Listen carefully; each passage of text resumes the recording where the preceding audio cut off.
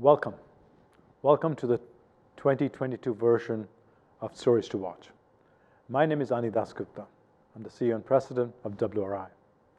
If you've been to one of these events before, welcome back. If you're new to WRI, we are a global research organization based all over the world with the mission to solve and find solutions to the world's most difficult problems facing environment and our society. We do that by bringing the best science and the practical knowledge of how things get done on the ground together, by bringing solutions that can be scaled. When we started doing this in early 2000, as you can imagine, we were trying to introduce topics of climate change to the broader society. We would do it in a room, maybe with a dozen journalists, with the hope they write stories about climate change during the year. But things have really changed. Our objective today is not to tell you new things that you don't know about.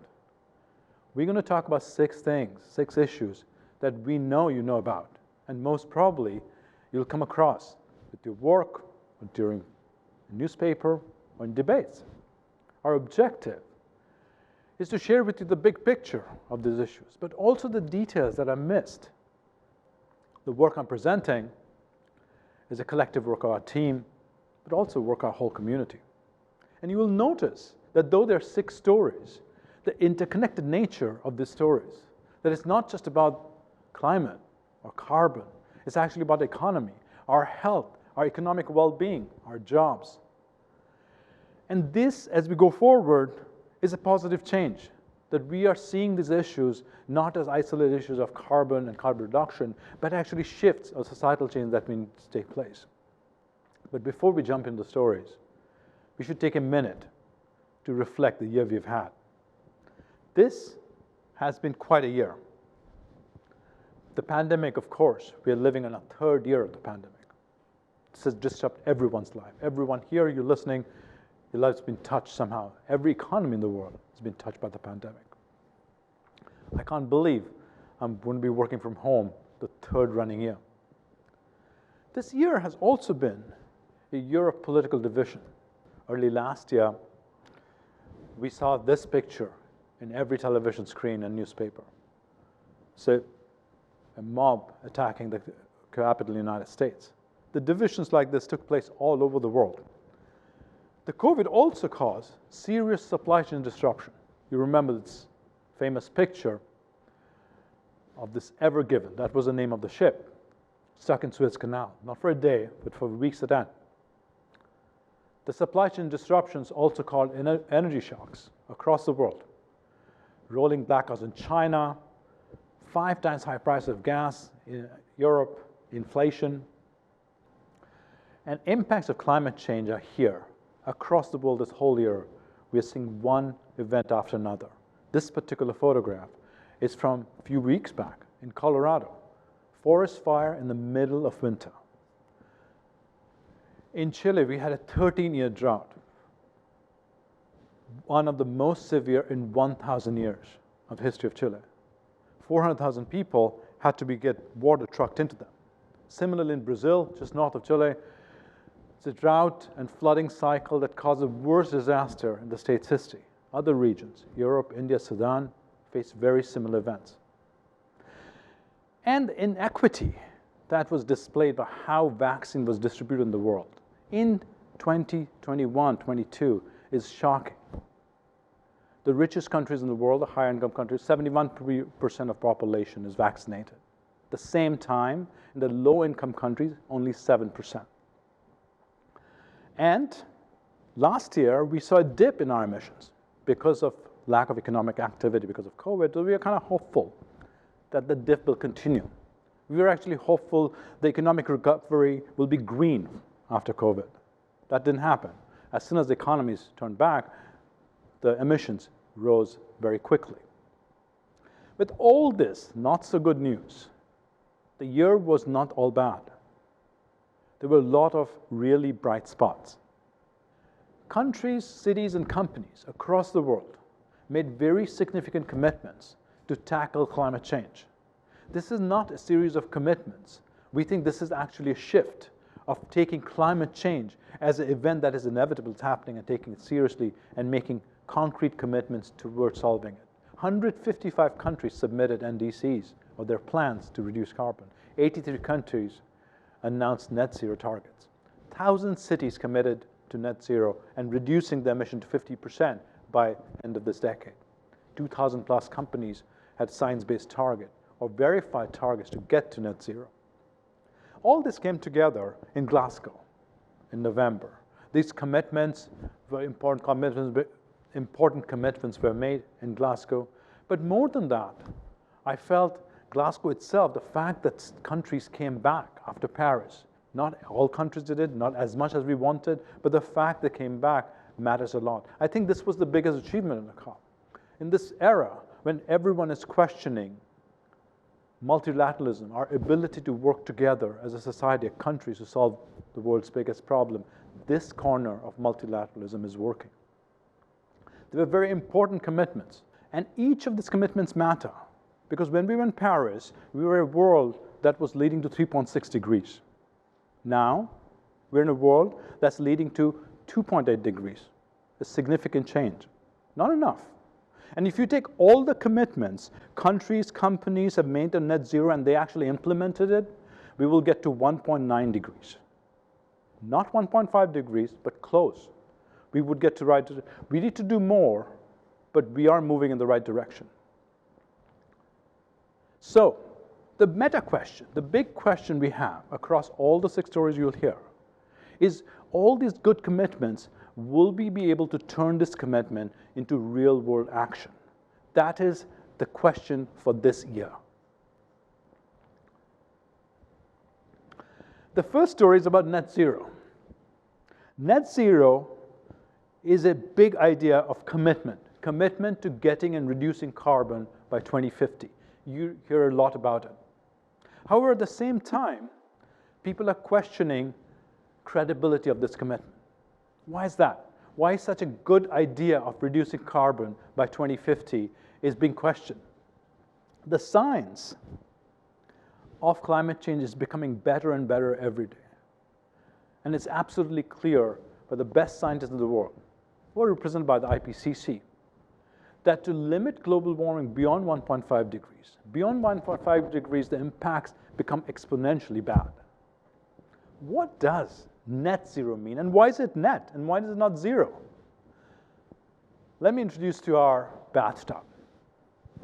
I'm sure you weren't expecting a bathtub in this conversation. Imagine the bathtub as our environment, and the water flowing into is the emission we are producing today. And if we continue to do what we're doing, we will keep filling up the bathtub, and soon it'll overflow, and we'll reach 1.5 degree.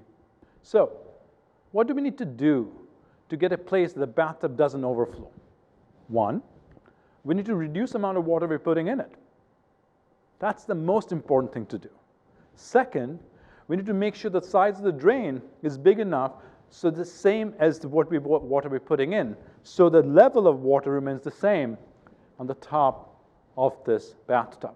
That is what net zero is. Our amount of carbon emission we're putting in is the same as the carbon emission we're taking out of our atmosphere.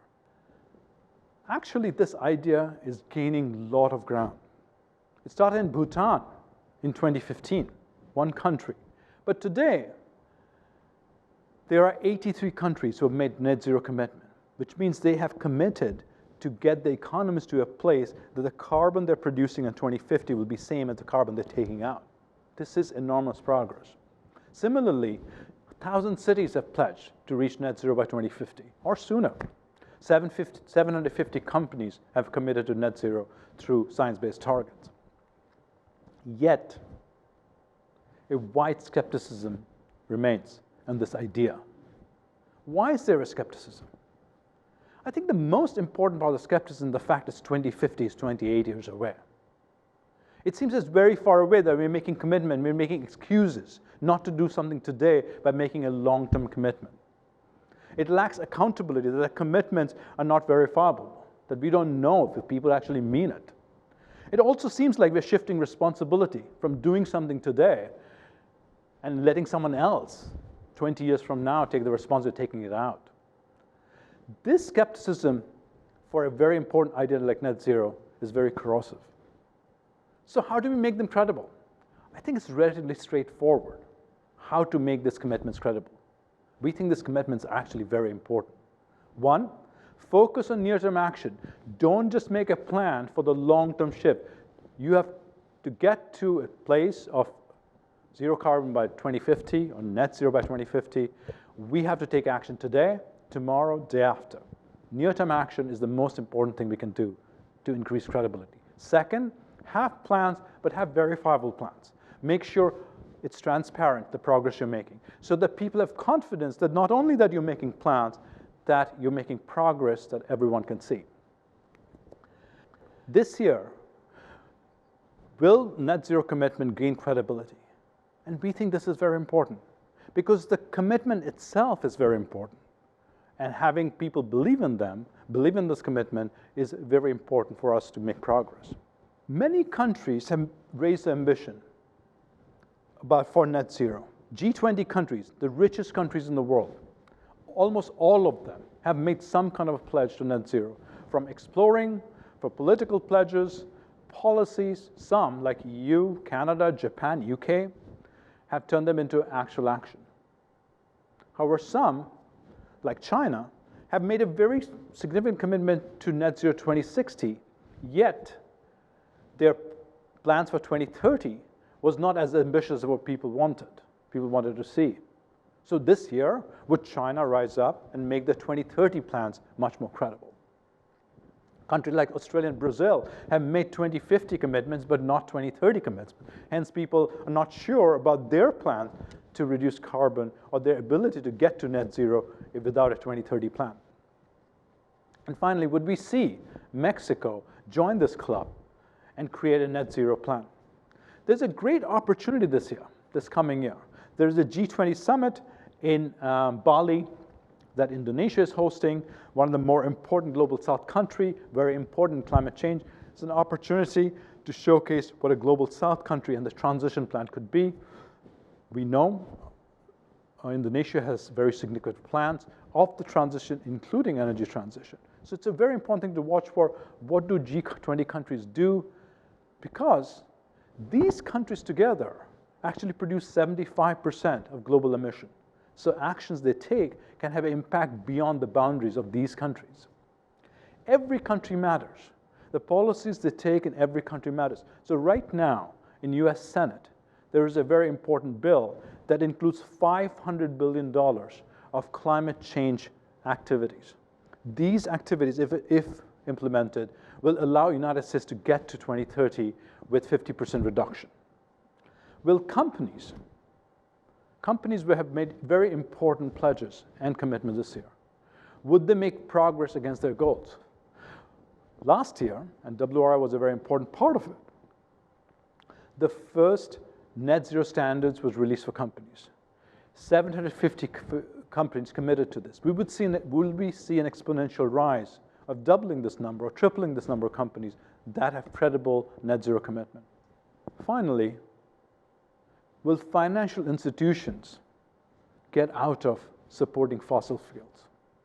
Last year at COP, there was a very significant announcement of a group of financial companies that actually together control $130 trillion.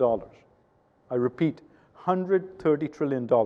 I don't think I have used $130 trillion in a sentence before this happened. I don't know how many of you done. This is a very significant commitment.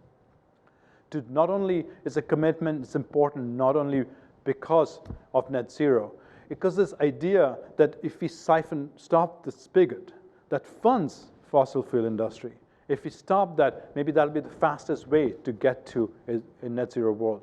And if this money that is not going to fossil fuel start going to renewable energy, we will see exponential development in this field. Would this organization that's committed, would they follow through? The next story is after coal. Will be transitioned while avoiding disruption and keeping the lights on. Coal actually has been politically polarizing. The science of it, the economics of it, clearly shows a path of getting out of coal. However, it hasn't been easy for countries where coal is an important source of energy. The country I come from, in India, still 70% of energy or electricity comes from coal, or people whose jobs, whose livelihood depend on coal. This transition hasn't been easy. Something so obvious, seems science says it's so clear. Why is not the transition easy? Or what can we do to make it smoother? This is an important point this year, because how we successfully manage the transition from coal to cleaner energy is a very good barometer, metric, how will we do in other energy transition we need. So let's look into this issue that seems so obvious, why it is so difficult. It's clear why people want to talk about coal, why it seems coal is the obvious place to start. It is a very important part of the energy. 25% of energy still comes from coal today. And it is also the most polluting of the fuels. So naturally, we have to take care of coal, oil, gas, but it seems coal is reasonably the right place to start.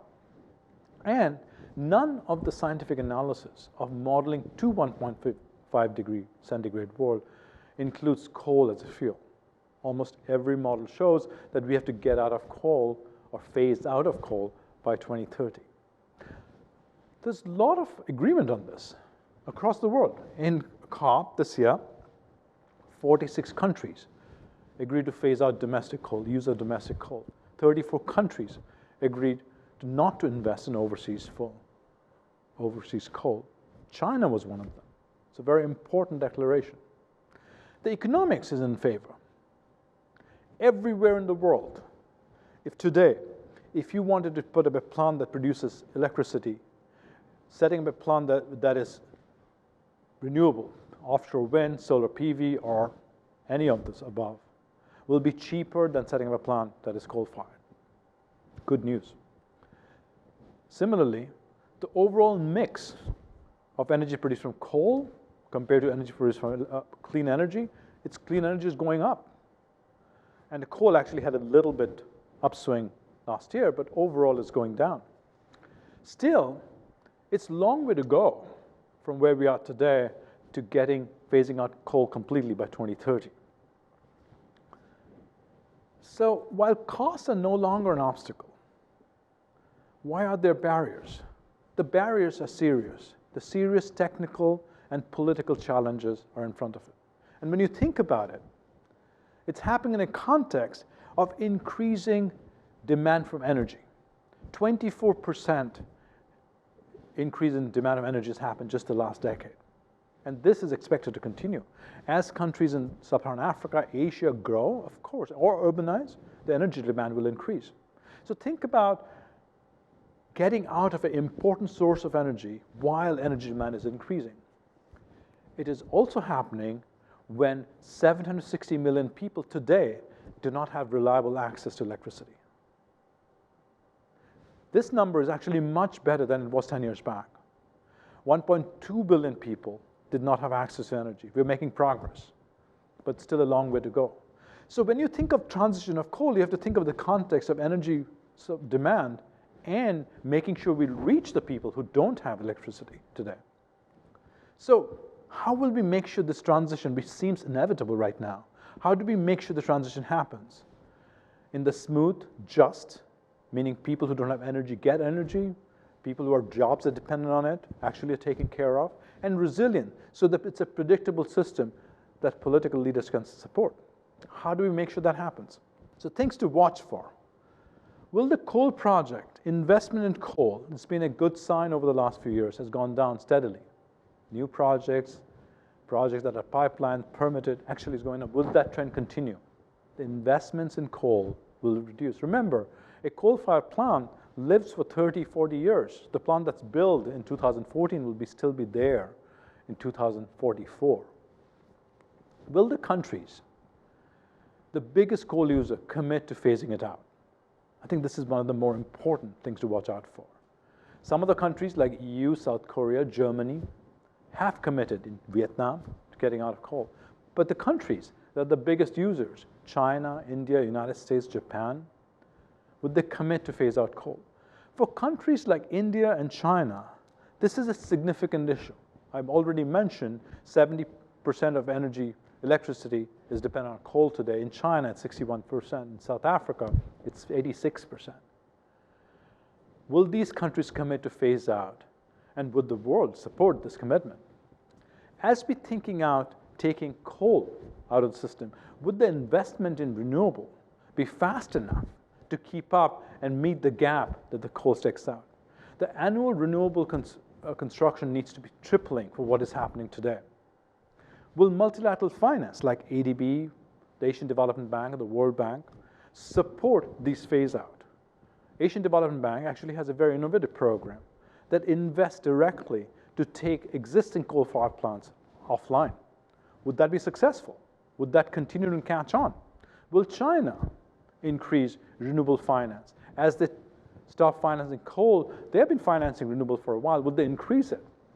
Will all countries, especially poorer countries that are being hit by COVID, would they have the fiscal resources to invest in renewable energy in the post-pandemic world?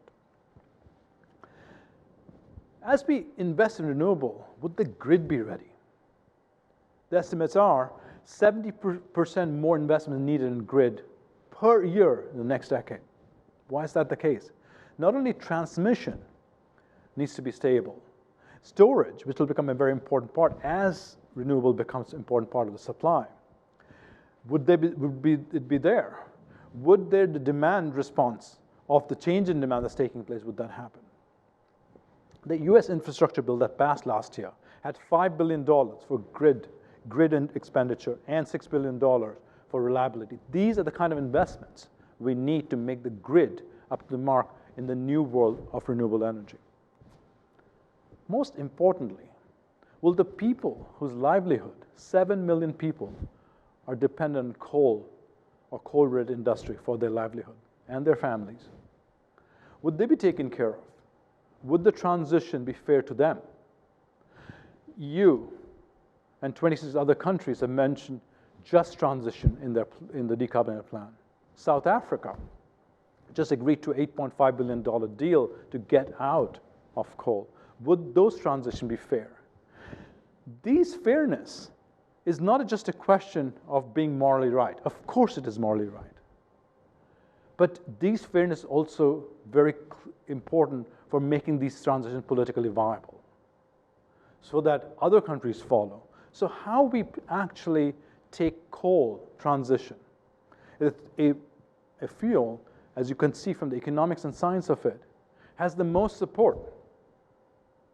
Would we make this transition smooth, avoiding disruption, make it politically viable? This will be a litmus test if we can manage energy transition on this one. Well, because there are other transitions that will follow.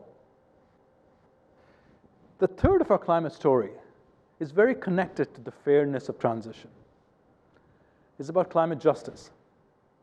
You'll hear a lot about this, and we are very happy that climate justice has been discussed in a widespread way across the world. This is not a new topic. A lot of people, especially people of color, organizations across the world have been working on climate justice for years. And because of their work, today there's recognition of the topic and feeling that we should be discussing it in a wider way in the context of climate change. Listening to frontline communities is a critical part of getting to justice. One of the best quotes I have seen is from Vanessa Nakate, the Ugandan climate activist. And she says, how can we have climate justice if the people who are suffering the worst impacts of climate crisis are not being listened to, are not being platformed, not being amplified, and are left out of the conversation? It is not possible. It is not possible to talk about justice or climate justice if the people who are impacted by it is not part of the conversation. Climate justice among countries and within countries. Among countries, you can think about who caused the problem, which countries actually produce most of the emission that we see in the atmosphere. It's pretty obvious which countries. The countries that are developed, that have used fossil fuel for decades, for centuries, to get to where they are, North America, Europe, parts of Asia, then you can ask yourself, okay, which countries then are impacted by this emission? This picture looks very different. The countries that are impacted are very different countries. The countries mostly in Global South. This difference is not accidental geographically. It's also connected of centuries of colonialism. Who is most affected within countries are also impacted by historic division. Communities that have been economically and socially marginalized, especially Black, Indigenous, and people of color, are impacted more by climate impacts. Why is that? Think about what is a climate impact. It is lack of water. It's flooding. It's your inability to build on the land you have, or ability to actually produce food on land that is degraded. Or air you can't breathe because it's polluted. Each one of these impacts causes scarcity. Scarcity of land, scarcity of food, scarcity of buildable space. And when there is a scarcity, the poor, the marginalized, always get impacted. So our historic divisions actually repeat itself. When we talk about climate, we have to talk about people and the injustices they are in the middle of. Mary Robinson says, climate justice insists on a shift, and I repeat, a shift, from a discourse of greenhouse gases and melting ice caps into a civil rights movement with the people and communities most vulnerable to the climate impact at its heart. She's asking for a shift of us thinking about climate in a different way, away from the science of it, which is very important. The science is actually better than ever, to a world where we think about people who are impacted by it. As you can imagine, climate justice, or justice in general, is a multidimensional problem, plays out differently because exclusion exists everywhere in the world, but it exists differently. The ways to think about it is, impacts. They're unequally distributed, as you saw from the map. Unequal responsibilities. People who are causing it, people who are supposed to solve it, and resources to solve it is unequally distributed. Rich countries have much more resources than the poorer countries who are getting the impact. And similarly, our power to solve it, our resources that we have to deal with it, it's unequally distributed. Each one of these issues could be dealt much more deeply to understand climate justice. The result of getting it right, we think, in every case, is whether we are actually focusing on local action. Are people who are getting impacted by it, would they have more resources, more power to make decisions on how to solve it? Obviously, this is more equitable, it's morally right. But it turns out, at least the evidence shows, that it is also more effective. That poorer communities who have been dealing with lack of resources all their lives for centuries actually have ideas and solutions to deal with it. So the climate problem that creates scarcity, poorer communities are better equipped to deal with it. It's more effective. It also benefits everyone. So will we see a real shift in thinking of climate, not just as an issue of carbon, but an issue of justice and power, and the rights and finances that it gets to local level? Will we see a shift to the way we solve this problem, the way we frame this problem? What to watch for? 70 organized 6 countries in the world committed to local adaptation principles. This is a very good thing. But the proof of the pudding would be if the money flows in this direction. The goal is to get 25% of climate finance to locally led adaptation. Right now, it's a tiny percentage. Would we see a real shift? Would we see a recognition of loss of damage? What is loss of damage? Some place in the world, climate impacts are so severe, it's not possible to adapt anymore, not possible to recover. Will we see finance for loss and damage? This has been a controversial topic. In Glasgow, there was some glimmer of hope. Actually, loss and damage for the first time was included in the formal text. And then again, this year, there's a meeting on Glasgow Dialogue on loss and damage. Would we see more progress in Egypt in the next COP? And would we stop debates, or will we go beyond debates of who's liable and who needs to be compensated that is holding back real progress? 177 countries supported finance of loss and damage in Glasgow, but major countries opposed it. So we did not make the progress we wanted. Would we see a shift and a major focus in the next COP? Will support grow for locally led ecosystem restoration? This is more important in Africa than anywhere else. There's a very important program in Africa called A400 that seeks to restore 100 million hectares of degraded land. Local communities in Africa manage over 70% of Africa's land. Would we see not only the goal of raising $2 billion for the restoration, but those finances actually going to local communities that is impacted and local organization, grassroots groups that are working on it? Similarly, indigenous people hold and manage at least half of the world's land. Yet, only 10% are legally recognized as belonging to them. Securing land rights for indigenous people has direct social and environmental benefits. A very good example is Kenya.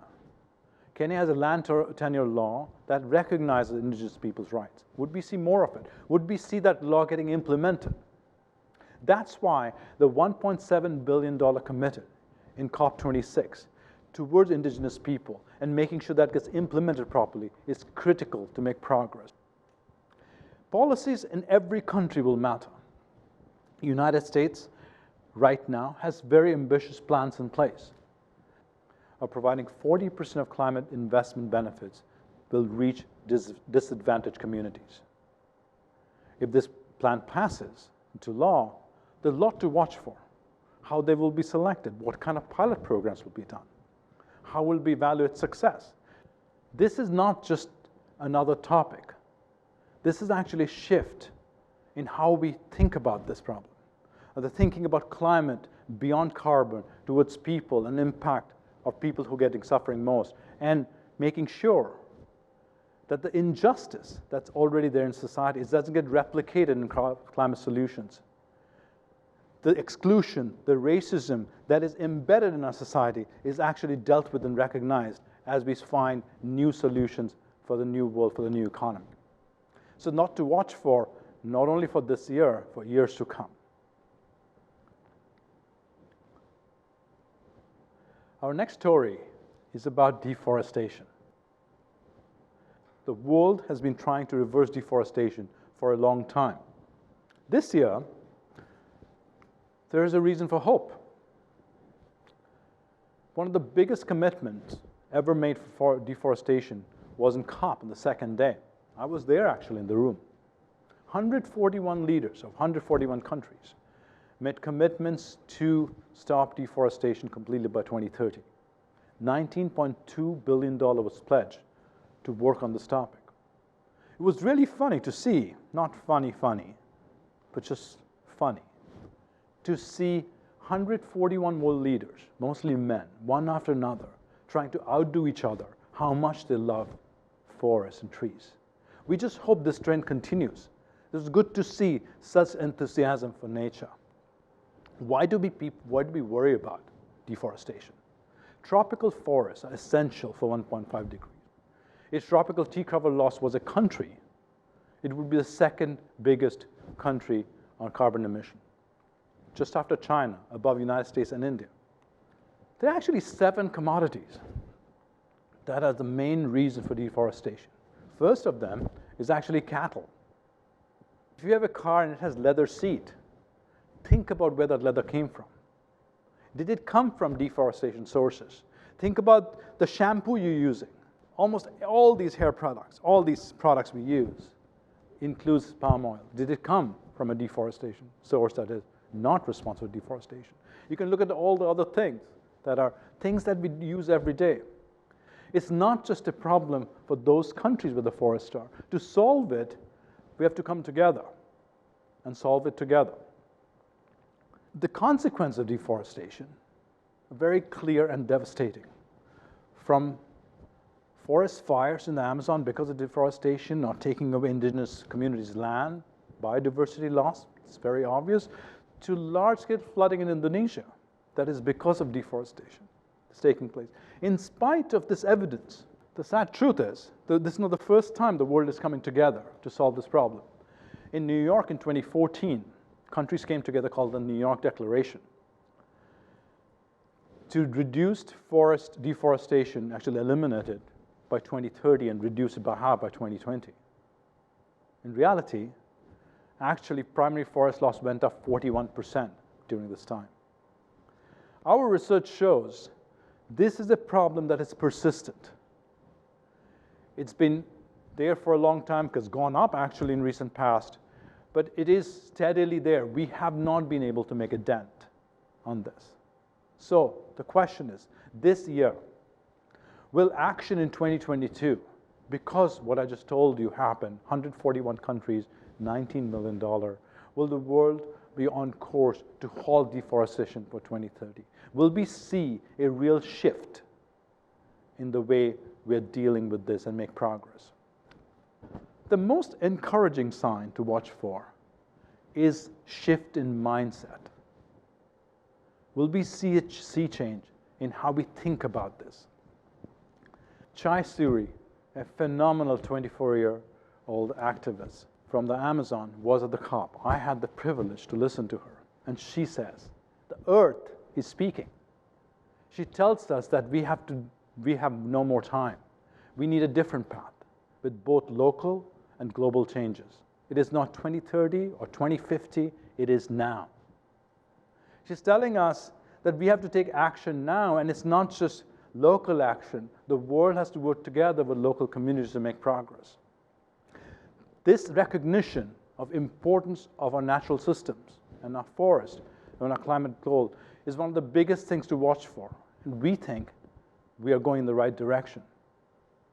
Will consumers and countries where most of this consumers live choose commodity markets or close commodity markets that's linked to deforestation? Will EU pass legislation to curb imports linked to our deforestation? Will China work with companies to ensure deforestation for imports? Was the US government-led initiative, Forest Investor Club, take hold and make progress? Will the countries where the forests are take considered action?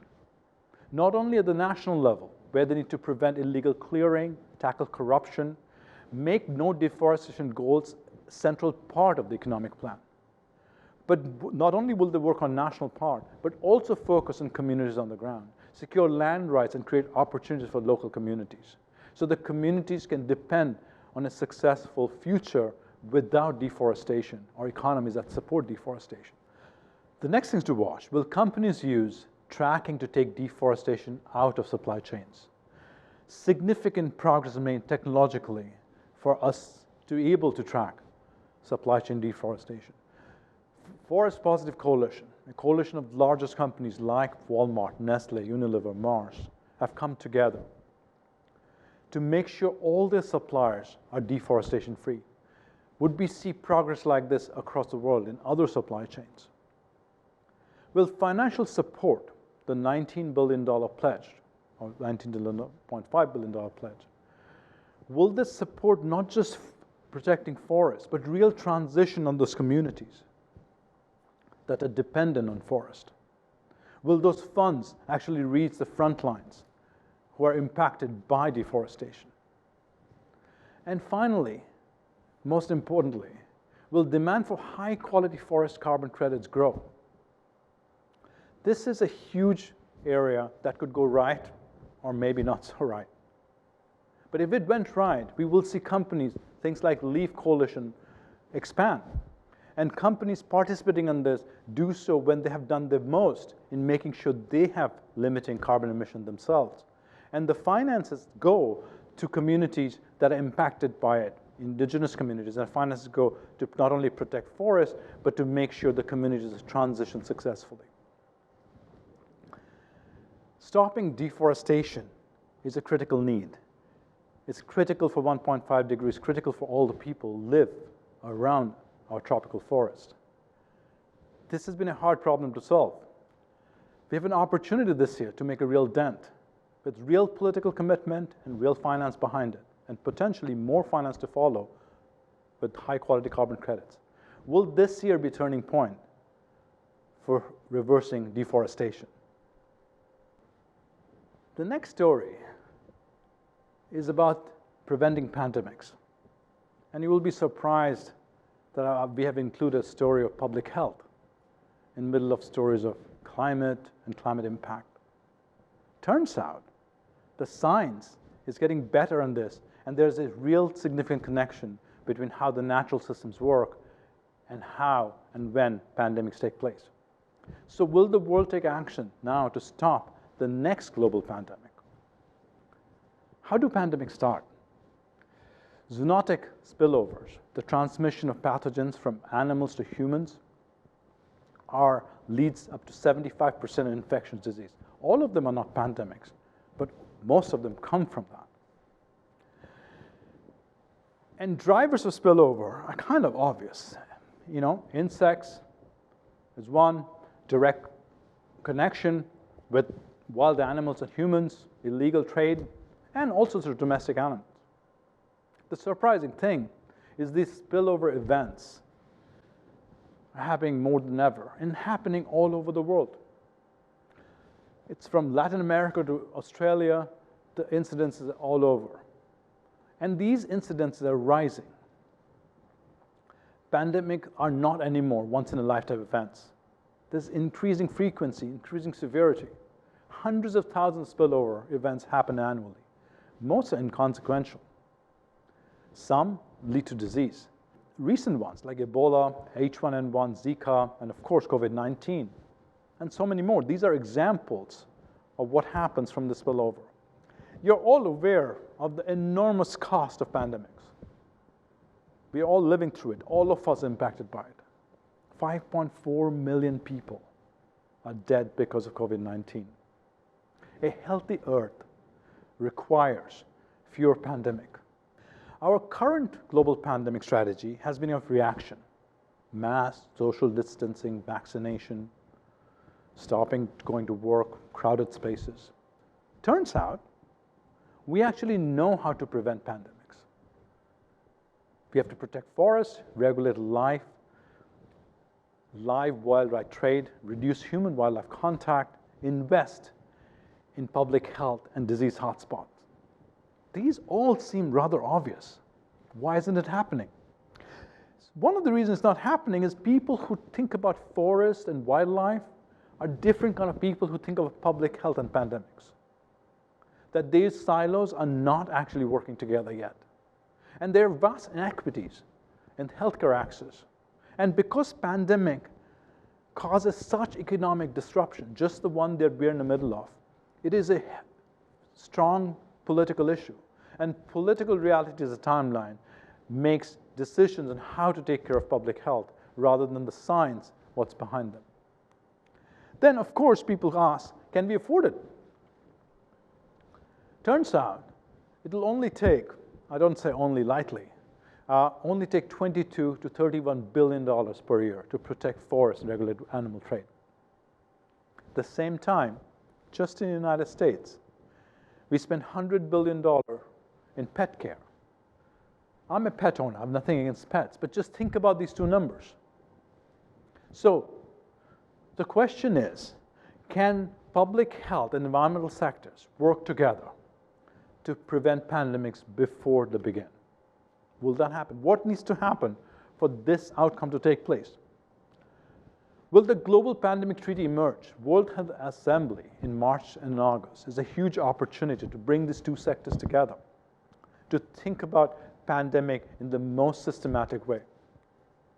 Will governments adopt a global biodiversity framework? There's a UN Biodiversity Conference in April and May. Will that take the approach not only of biodiversity and nature, but its connection to public health? And will vulnerable communities get the healthcare they need? There's really exciting emerging science. This is a new research, this particular one for Indonesia, where it shows investment in specific communities next to tropical forests on healthcare results in reducing deforestation. There's a direct correlation between deforestation and the quality of public health. This story is about changing our frame of mind, how we think about pandemics, and how to bring two very important communities that work on forest and wildlife and biodiversity, and the public health community together to solve and prevent the next pandemic. Our next story is about electric cars. You will hear a lot about electric cars. It's everywhere. There's a lot of momentum, a lot of enthusiasm in this area. The question really is, would we be able to use this momentum of electrification transportation to make a real dent in the climate crisis? The case for decarbonizing transport is pretty straightforward. Transport today is 24% of energy-related CO2 emissions.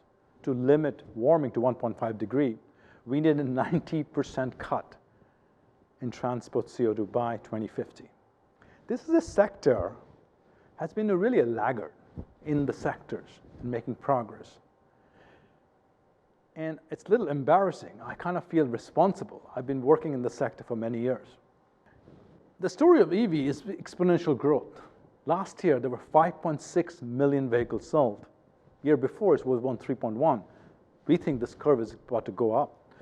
There are more models hitting the road every day. There are more than 500 electric vehicles that you can purchase today. The first one is an interesting one, the picture of Ford Lightning. I actually don't recommend all of you buy a truck.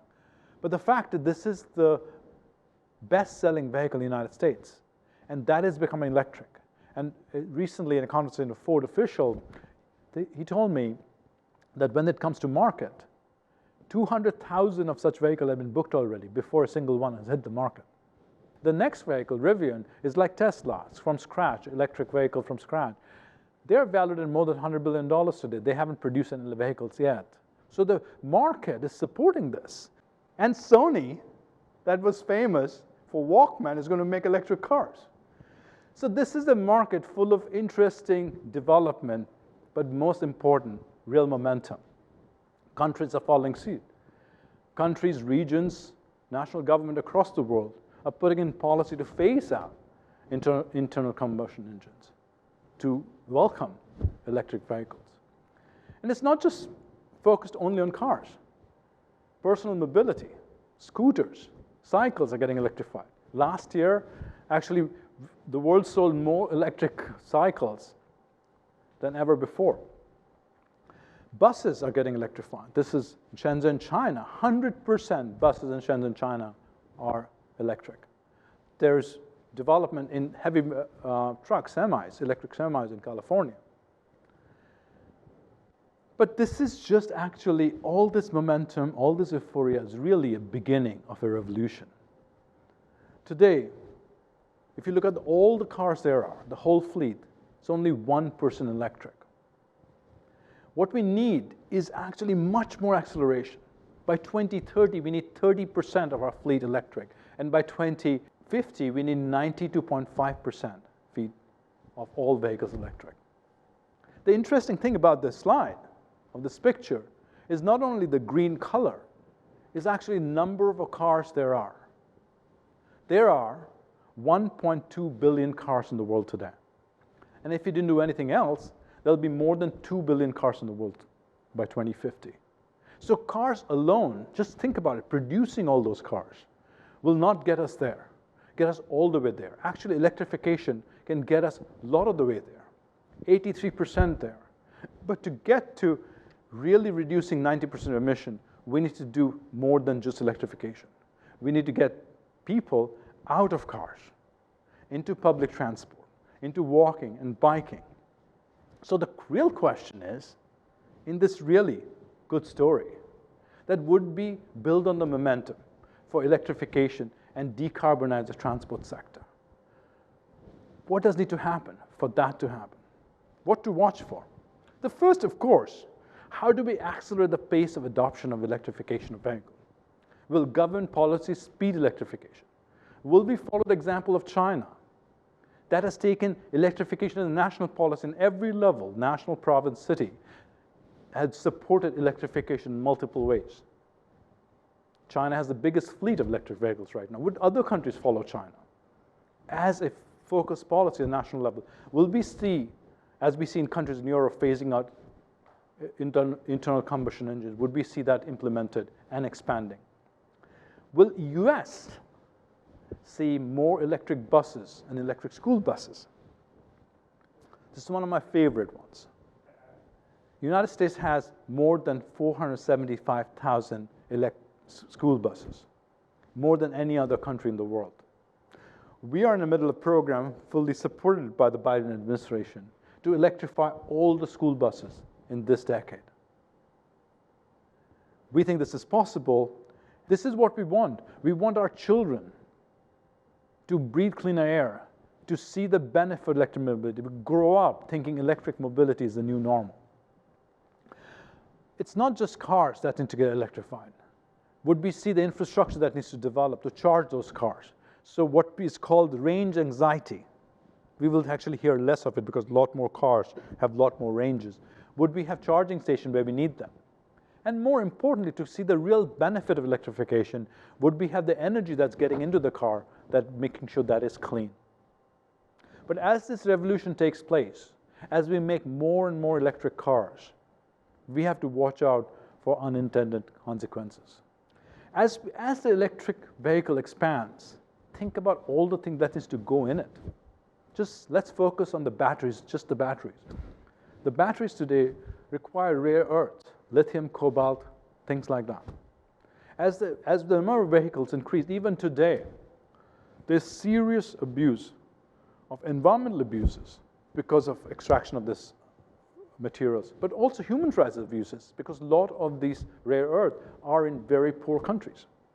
Would we make sure as the demand grows that we manage in a way that we don't cause the environmental problem or the conflict and abuses taking place of people who are extracting this mineral? I'm just talking about batteries. I'm not only talking about steel that's required in these vehicles or the water that's required to produce this. So we have to make sure as we expand that, we don't create new problems that will need solutions in the future. And how do we make sure we take people out of cars into public transport? To meet the 2030 climate goal, we have to reduce use of private cars or light-duty vehicles by 4 to 14%. Think about that for a minute. Countries in sub-Saharan Africa, Asia, China, where growth is taking place, the demand of car is actually increasing. So we need to reverse the demand, stop it and reverse it. At the same time, we need to shift trips in cities to walking and bicycle. We have to increase by 50%. And we have to increase public transport capacity by 50%. And fundamentally, to make real shift, we need to build cities that just doesn't require us to travel so far. It requires us mechanical transportation. We will need cities like Copenhagen, Bogota, and Melbourne that are walkable, bikeable. And you would think that takes a lot of time. That's a long-term goal. Actually, during pandemic, during the economic downturn, cities across the world, these cities and many more, took the opportunity to build infrastructure for walking and biking. Bogota built, I think, 100 or 200 kilometers more of bicycle lane that didn't exist before. So would we see, as we've come out of the pandemic, that these plans actually are implemented and goes forward and not reverse back as the economy recovers? This is a huge opportunity for us. There's a real momentum for electric transportation. And would we use this momentum to create a real dent in the climate crisis by taking carbon out of transportation? These choices we make this year will have impact not only this decade, but our ability to get to a net zero by 2050. These will be discussed and debated. And that's good. And we hope you will be, therefore, actively participating in this discussion and ask questions. These are not neutral positions. All these stories are connected to each other. It's about the future, where we need to be a future that is not only decarbonized, but also good for people and good for nature. Thank you for being here. And not only thank you for being here, we hope you join us on the journey to get to a more fairer, more low carbon, and more thriving world where nature and humans can thrive together. Thank you for being here. I'm really looking forward to the discussion.